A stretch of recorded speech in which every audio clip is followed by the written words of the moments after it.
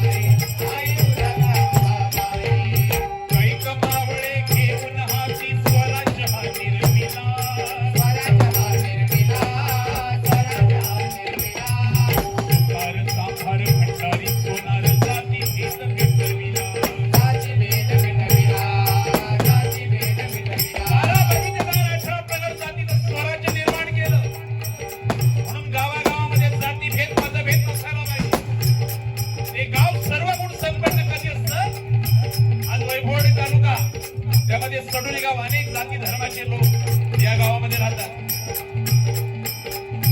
मगाशी आमचे किशोरजी रावराणे यांनी फॉर्च्युनर मध्ये आम्हाला प्रवास घडवला. भजनी बुवांना फॉर्च्युनर मध्ये प्रवास कमी भेटतो ना, पण फॉर्च्युनर मध्ये घेऊन येताना म्हणाले की बुवा आमचं गाव सर्व अनेक जातीचे लोक राहतात, पण आम्ही सगळे एकोप्याने राहतो. येताना बुद्ध विहार दाखवला. त्या बुद्ध विहारचं काम आमचे किशोरजी रावराणे यांच्या छोट्या मोठ्या निधीतून झालं, छोट्या मोठ्या मदतीतून झालं.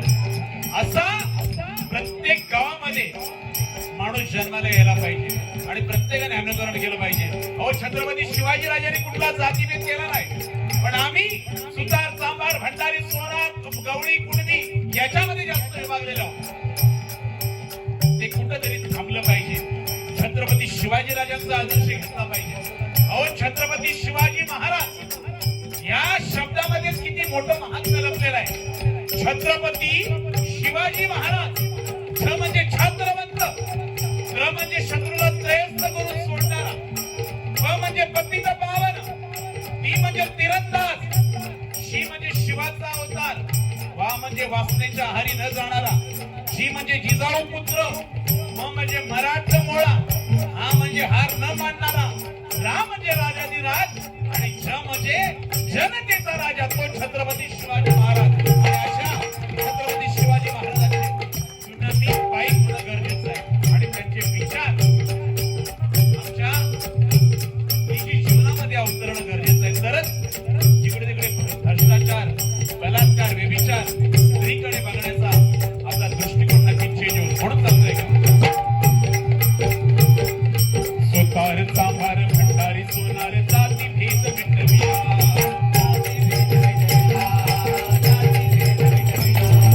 चोर गरीब ते न बन्हा, चोर गरीब ते प्रसन्न झाले, लढले समरांगणी, लढले समरांगणी, लढले समरांगणी, सह्याद्रीच्या तटबुरुजावरी ध्वज फडकवली, ध्वज फडकवली, ध्वज फडकवली.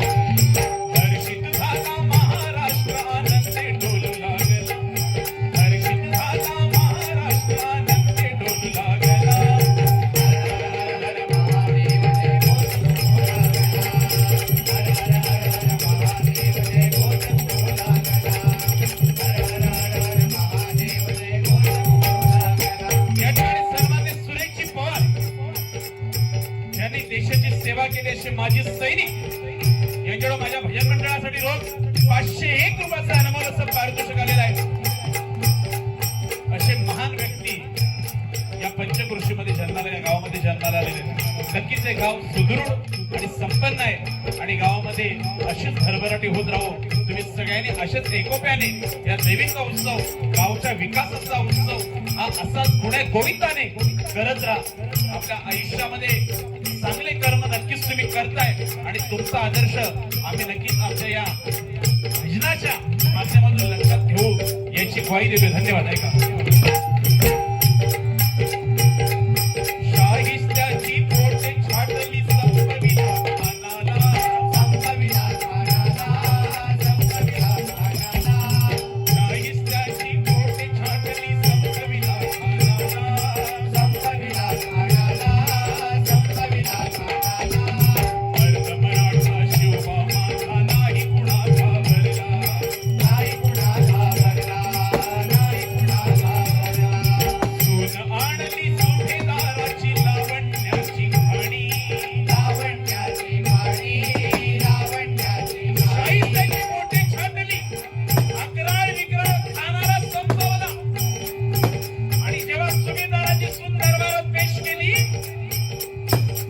तेव्हा छत्रपती शिवरायांच्या मुखातून वाक्य काय निघालं, अशीच आमुची आई असते सुंदर रूपवती, आम्हीही घडलो असतो वदने छत्रपती.